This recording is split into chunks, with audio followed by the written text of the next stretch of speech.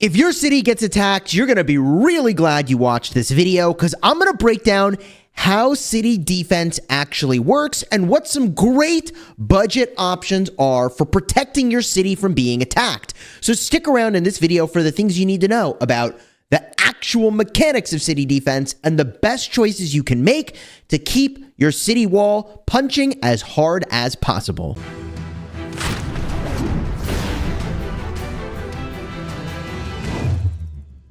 Hello my friends, welcome back. I'm Chisgule Gaming and today's video is sponsored by the makers of Call of Dragons. And I actually reached out to customer support in order to understand the way that city defense mechanics work. Because there's a number of things about this game that if you haven't noticed, man, you're going to be really glad that you watched this video. So the things we're going to do in this video includes breaking down how city defense works, talking about the best heroes you can use to defend your city, talking about some of the best pets you can use to defend your city, and lastly, we'll talk about some of the best artifacts that you can use to defend your city. Now, some of this could change in the new season when new heroes are released. We have new magic heroes that are like just around the corner. One of them is like a giant cow, and I thought he would be the flyer, but instead it's Bertrand who jumps on a horse that flies, whatever. Use the timestamps in the description to jump to whatever you want. Consider subscribing if you like this kind of vid, and let's get rolling, baby. The thing that's weird about city defense specifically is that, remember, you have to pick heroes that go on your wall to defend your city. But some heroes do magic damage, and some heroes do physical damage. So what the heck happens when you have troops in your city? Some of them are physical and some of them are magic.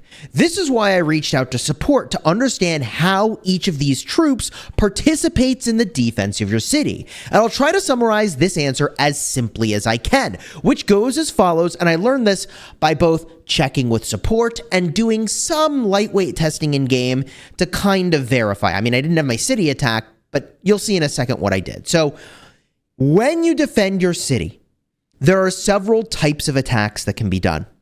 You can do a normal attack onto an enemy when your city directly attacks an enemy. You can do a counterattack to an enemy. So any enemy that attacks you directly will take this counterattack damage. And then lastly, you can do skill damage effects. Those can be magic based or they can be physical based. So the way that troops contribute is that for normal attacks and counterattacks, all of your troops participate. Now this you can test yourself, and I actually went and I did this. I may even still have the report handy, but I went and did something rather silly. It looks like I can't find the report for some reason. I went and I attacked a Darkling. Maybe I put it in my favorites. Did I? I think I did. I attacked a Darkling, and I brought all infantry. Darn, I didn't save it, but whatever, it doesn't matter. I attacked a Darkling, I brought all infantry, and I used mage heroes. I did 0 skill damage, okay? And I did only normal and counterattacks, and I looked in the log, and you could see there's normal and counterattacks, all right? So I'm going to bring home a hero so I can show this to you. But the good news is normals and counters work for all your troops. Now, with all that said, the skill damage you deal is actually only calculated based off of the associated physical or magic troop types. So in other words, damage factors and healing factors in this game are all based off of the quantity of troops you have. So when this says 1200 damage factor, the amount of damage you deal is dependent on the number of troops in your army. In your city, for magic skill damage, only the magic units count. So this would include your mages, and if you are the humans, okay, if you're the League of Order, then you have Celestials. If you use a mage to defend your city for your skill damage, it's only your magic units that count toward that magic skill damage. Similarly, if you do a hero that does physical skill damage, like I'm using now Theodore, only the physical damage units count toward the damage factor of that hero. So like I was saying, I wanted to bring a troop home to show this to you. If I try to leave my city, okay, and I bring mage, if I bring heroes that do magic damage, and I bring infantry, you can see here the skills are showing that they're invalid. It says, hey, Velen deals magic skill damage, but infantry units use physical attack. Velen may not be able to deal skill damage. Now, the language may not is specifically because, I think, if you were in your city, you would have some magic units and some physical units. The physical units do not contribute to the damage dealt, whereas the magic units would. All right. So you can see the active skill doesn't work. The active skills are influenced by the awakening skills, which is why they've got the exclamation points on them. So you have to have an appropriate troop type. And you can see when I scroll through, none of these physical damage dealers work. Only do the work. Even the work elks don't work. It has to be magic units for magic heroes. Okay. This is again super important because we're about to get a magic hero into the game, Tohar, that's supposed to be a Garrison related hero, right? But I started to ask questions, and the way that Tohar works, we'll find out soon, but if it is doing magic skill damage, only the magic units in your city contribute. So what's the significance of all this? Well, a part of how you decide the heroes to put on your wall and the pet to put on your wall is the composition of the troops in your city. Now, if you are the Spring Wardens, okay, or you are Wildeburg, that means that you have 4 troop training buildings making physical damage units. You have your infantry, you have your range units, your spearmen, okay? You have your cavalry, and also you have your special unit. So if your city has lots of physical damage dealers in it, and for most people, that is going to be the breakdown, especially for Spring Wardens or Wilderburg, then going with physical heroes is almost certainly the way to go. Of course, it depends on how many troops you have remaining, because troops could already be in your hospital, right? Now, if you are League of Order, you have not only the Vestals, which is your magic unit, but you also have the Celestials. And if you've overtrained on mages, which many players have, or you've overtrained on Celestials, which many players of this faction have, then in that case, you might consider using a magic damage dealer if, in fact, okay, the new hero, Tohar, ends up being kind of good for defending your city. But this leaves one more weird question before we review all of the hero choices and all of the pet choices and the best ones, which is, wait a minute, what about healing? What about Garwood, baby? Garwood has a healing factor. How does that work? And from what I can tell, and from what I gathered from support, healing factor does not care whether it's physical or magic. Healing factor is just healing factor, and all your troops, regardless of physical or magic, will contribute to your healing done, which is why suddenly Garwood is a lot more interesting for defending things. But before we even get into Garwood as like a choice for defending your city necessarily, let's just talk about healing as a mechanic for defending things in general, okay? I know this is a city defense video, but you're going to get a lot of value from this video. Consider subscribing if you haven't already. You're going to learn a lot about the way the game works. So healing is really good in some situations and really bad in others. Healing is really, really, really, really terrible for a situation like a pass defense. Now, funny enough, we just rallied this pass, and one of these passes over here, and they defended it using a Garwood, which in my estimation is a really terrible choice for a lot of reasons. Now, they did fine because Garwood has good Garrison talents, but let me explain. If you are defending a pass, remember, players from your alliance reinforce the pass. So if Garwood is in there and his active skill, his big thing is healing, you know how else you can put more troops into the pass? You could just reinforce it. So Garwood's active skill in the situation where you're defending a pass is no different than if somebody just put more troops into the pass. So that healing ability is really bad in this context. It's really bad. In a situation where someone could just dump more troops into the garrison, healing-based effects are really bad. So even though Garwood doesn't care about the troop type, and he says, hey, more troops means bigger heals, in this situation, it's in my estimation not great to be using healing based abilities, which is what Garwood does.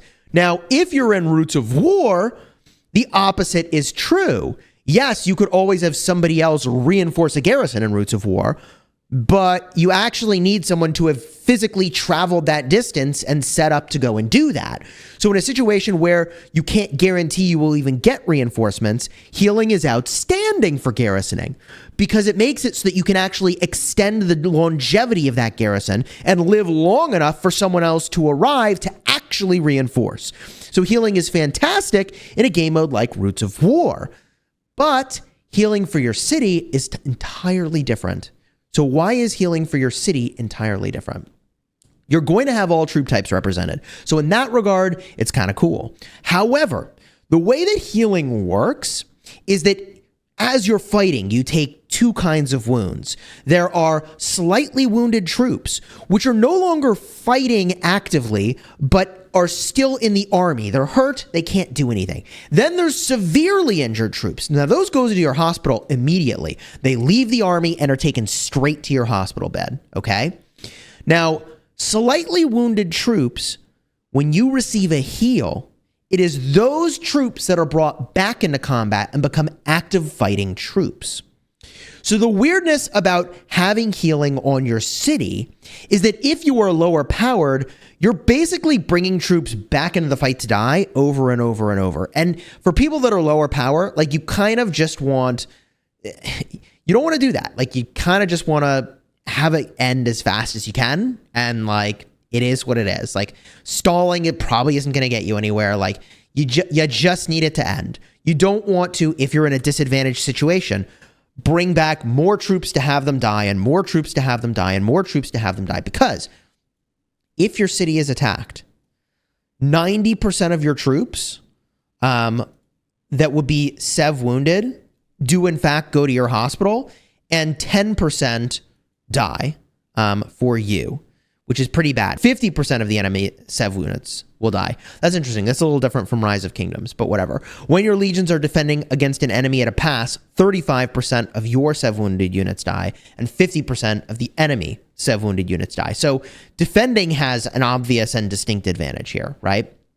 Now, with that said, Garwood is really good in a situation where your city has really, really high power and you are a top player in your server or cluster of servers for the season.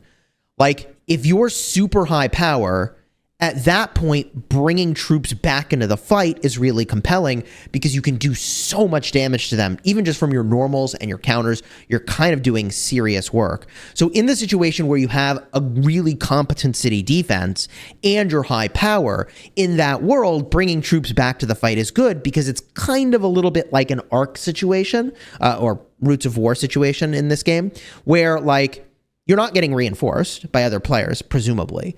So having lots of troops to keep your count so high that they're getting wrecked in the trade actually becomes an interesting idea and actually works. So that's the weirdness of Garwood.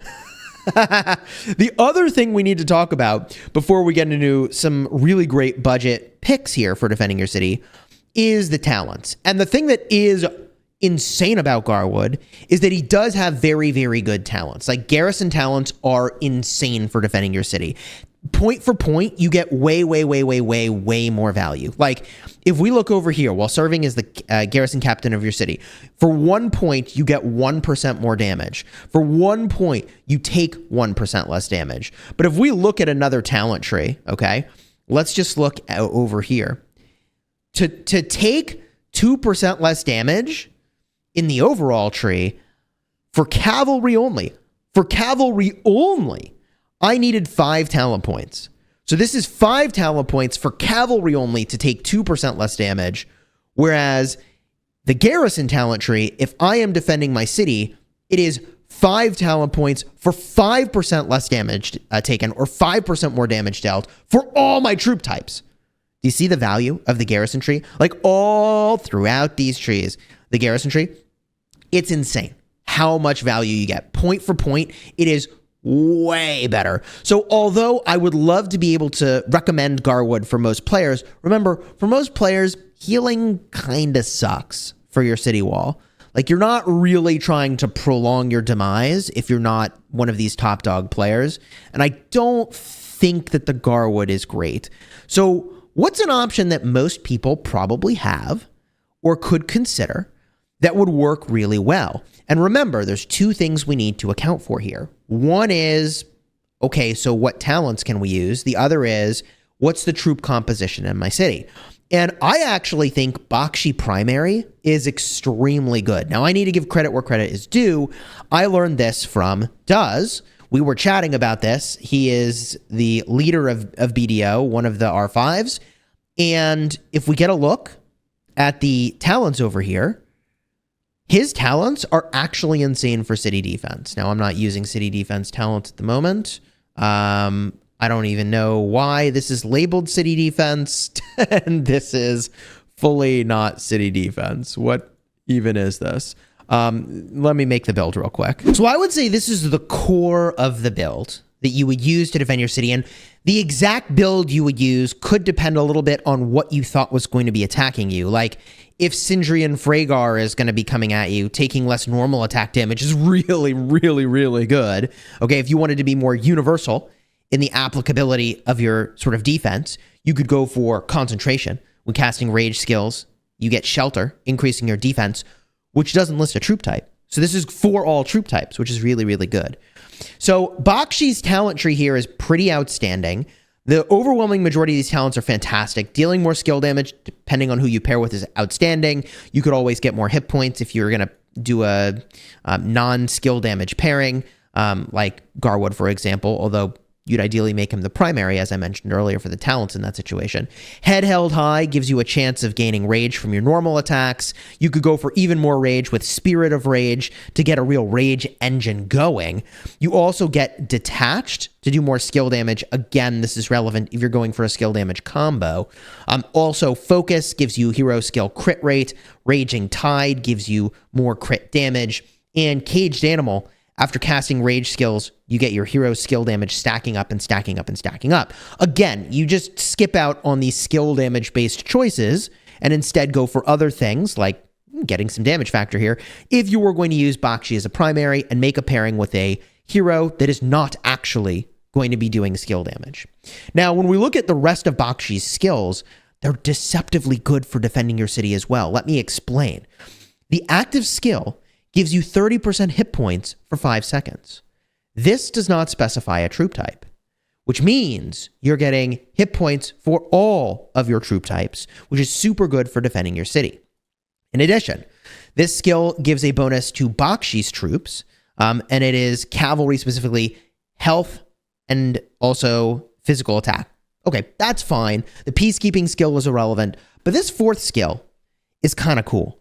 You get 30% attack and defense, and it doesn't mention a troop type, which means you get 60% of stats, it lasts for 5 seconds, and it's all troop types. So, like, would you be hyped about a skill for city defense that said, 60% of stats for infantry, 60% of stats for archers, 60% of stats for cavalry, 60% of stats for mages? Like, yeah, you're kind of hyped about that. Alternatively, this skill could give you rage accumulation speed, which, faster active skills is totally on plan. Or this could give you Spirit Siphon. Launching normal attacks gives you some healing. And yeah, I'm not in love with healing for city defense for the reasons I've mentioned, but if you have an awakened Bakshi, this is kind of the jam. Even if he's not awakened, 20% hit points for you is pretty legit, and the 1400 damage factor is pretty good. So Bakshi, I would say, is a top hero for defending your city on a budget. If you didn't have a dedicated hero yet, like Theodore, that you could get later on, and if the new hero that we get, Tohar, he could be extremely good for city defense if he doesn't do damage factor at all, because then it would benefit all your troop types. See what I'm getting at? Potentially. We'll have to see how he's built. Now, of course, if you're defending your city, Theodore is goated. He's got the Garrison tree, and he does big damage, and it's physical skill damage, which for most players, you probably will end up with more physical units in your city anyways. So I don't think we need to review why it is Theodore would be outstanding for defending your city. He is outstanding for defending your city. Garrison tree plus good damage. He's a good choice, okay? But another sneakily good hero for defending your city is actually Kanara. Now, why is Kanara sneakily good for defending your city if you had her maxed? The feeble effect here, okay, reducing the damage dealt to the enemy by 15%, pretty good if you're up against a rally. Also, 1400 damage factor is great. The next skill is only when you're in the field, which you won't be in this situation, but it's fine. The next skill is 30% attack. You'll love to see that. The next skill makes it so that when you're hit with a normal attack, you have a 20% chance to gain physical repost. So you're going to elevate your counterattack by 30%. So if you are going to get swarmed, Kanara is going to slay the people that are swarming you. And on the Awakening, when you launch a normal attack, you have a 20% chance to inflict a defense break on the target. Reducing the defense of the enemy is pretty good. So Kanara ends up being a sneakily good choice. What ends up being a bad choice, in my opinion, in a lot of cases, is heroes like Lilia. And a lot of people will have a max Lilia because they just go and they spend for it, which is, hey, I get it, I did, right? But the reason she's not so amazing for defending your city is not only will you potentially have less magic units, which means, you know, you're getting less value from your damage factor here, but she's doing area of effect damage, and many people are going to get hit with rallies. So if your city is getting swarmed, the area of effect damage might be fine, but keep in mind the area of effect damage has like a itty-bitty radius. Like you don't hit that many things typically. So it's not like it's a big circle area of effect hitting everything around your city. That would be really, really good. Remember, her next skill only does peacekeeping, which isn't going to help. The magic stats here are going to be pretty good, and the chance to scorch is also pretty good. So, like, she's fine, but not great. Same is true with Velen. Like, he's fine, but not great for defending your city. A lot of what he's doing is even march speed manipulation, which, like, isn't great. This skill is only when he's in the field, so that's not great. So it's not just as simple as like slam Lily Velen on your wall because you maybe have the maxed or whatever, and like boom, defend your city with that. It's city defense is certainly more nuanced than that. Now there are heroes that are unlikely, unexpected in how they might perform, but could be very good. And like Goresh and Chisgule are strangely good in the Garrison right now. So these heroes could also be outstanding. If you look at what Goresh does, he's boosting your physical attack and your damage taken is reduced. Like, this doesn't care about a troop type. It does care about physical attack, but like actually could work in a city defense. Also 15%, oh, I guess, what is this? 20% counterattack and 15% defense. That's really good. This skill, when you launch a counterattack, you have a chance to damage surrounding legions. This is related to, you know, attacking cities, not defending cities. So this one's not so helpful. But like the rest of his kit's actually pretty legit here. But if you were in the early game and you're like, what should I use to defend your city? If you have the skill talent tree on Bakshi, like that's actually pretty dang good. So my city defense before I actually got Theodore was Bakshi primary with Kanara secondary. Remember, for defending your city, you could have one be doing physical, the other be doing magic. The damage factors they're ultimately going to be dealing is going to be dependent on the associated troop type in your city. Now, this brings us to pets, which have the same restriction here. The way that they deal damage depends on the troops in your city. So a physical skill damage pet will do this damage factor based off of the number of physical units in your city. A magic skill damage factor pet will do their damage based off the number of magic units that are in your city. Now, weirdly enough, if you are using Garwood, I actually think the talent on the Stripe Bear is pretty damn good for defending your city.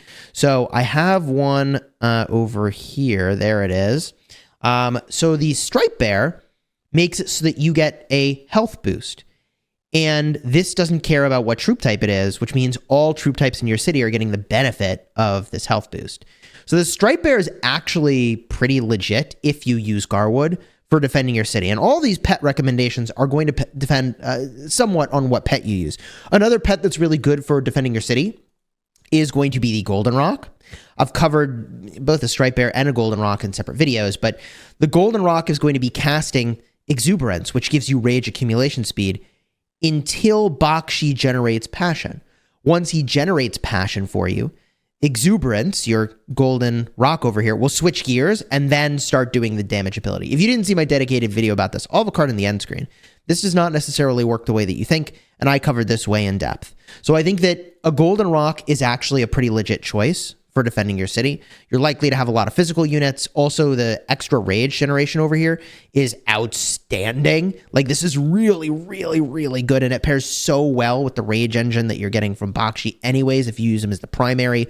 Love to see this. And if you're using a Kanara, I think a Snow Peak Rock is a fine choice. She's got defense break, and that comes from normal attacks. You can get some pretty solid damage from a Snow Peak Rock if you have an Awakened Kanara for your city defense.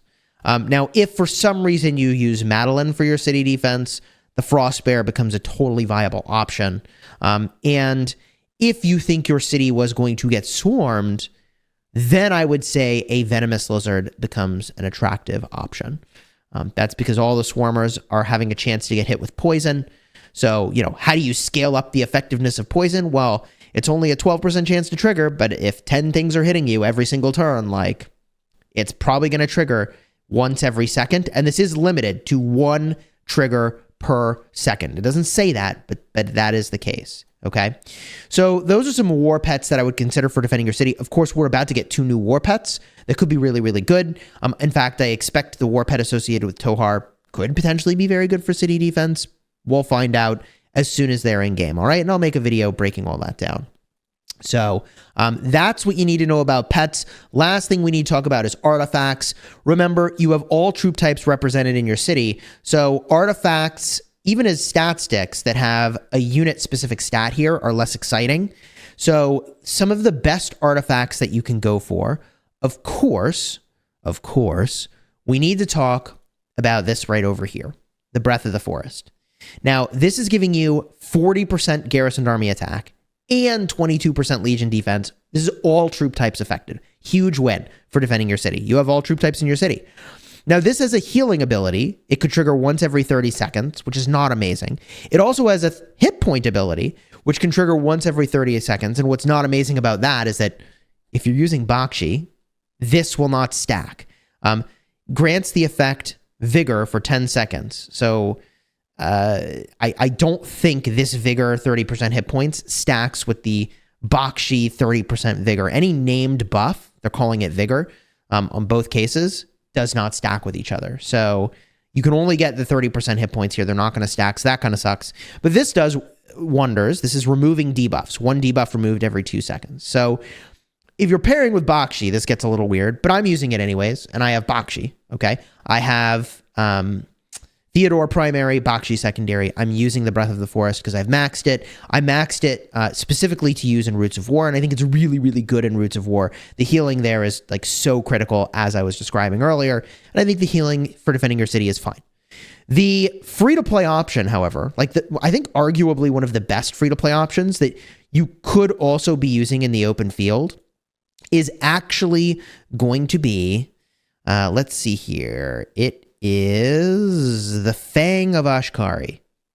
So this gives Legion defense and Legion defense. So it doesn't care about a troop type. And it does not have any effect, however, that will trigger for defending your city. So that part of the equation kind of sucks. And that definitely sucks. But the double defense here is outstanding. Your next best option is to play off of things that have some synergy with your city defense. So this all is going to depend on what heroes you're using. But for example, if you are going to be using Bakshi to defend your city, he occasionally gives you passion. And when that happens, if you use Spring Blades, right, you gain Keen 30% attack for 5 seconds, right? So that's pretty good. So basically at this point, we're trying to find, can we get a passive effect that's good? Another example is if you used an Awakened Kanara in your city defense, you could absolutely be using a Rattle Spear, and the passive here is cool. When you inflict a defense break on the enemy, your Legion gains defense penetration. Ignore 20% of the enemy's defense for 7 seconds, all right? So this, I think, gives a pretty good high-level overview of how the actual mechanics of defending your city works and some of the best options that you could go and do to do that. Just remember, You need to actually set this in your wall, and the higher level your wall gets, the more options you can actually set here. And these work in a really cool way. If one of these heroes is out of your city, then it will default to the next option. And if one of those heroes is out of your city, it will default to the next option, and so on. I don't know what happens if all the heroes are out of your city. I guess at some point they'll just pick a combination for you, right? But that is a, I think, great city defense and city defense plan. I've got Theodore Bakshi in this list, Bakshi and Kanara in this list. And then at this point, it's kind of like, I don't know. I mean, my talents are not very good on Bakshi right now. They were once oriented towards city defense. They aren't at the moment. So all of these Bakshi primaries, the talents would be pretty bad for me, actually. I almost wonder, like, should I change it around? But I don't know, man. How much do you want to optimize for a situation that's probably not going to happen? Remember, the only way your city can get attacked is if you find yourself off territory. That can happen in a number of ways. Either the flag underneath you gets destroyed, or a flag on the chain that connects to your fort gets disconnected. So, like, if this flag got destroyed, I would wake up in the morning and, like, all this territory would be disconnected because our fort is, like, I don't know, way far away from here. I don't even know where it is, actually. So you get the idea, all right? If you enjoyed the vid, throw a like on here, consider subscribing. I'll probably do an update to, like, the best city defense when Tohar is released, because I suspect he'll be good for that. And I honestly have a suspicion that, just like with Garwood, in order to make him more strong for defending your city, I suspect that instead of making Tohar a single target damage dealer, they might make him a buffer. Like, they might give him a big stat boost of some kind. But we'll find out really soon, presumably. So subscribe so you can see that, and check the cards in the end screen in just a second if you want to see more information about the Golden Rock, which, let me tell you, that works a lot differently than you probably expected.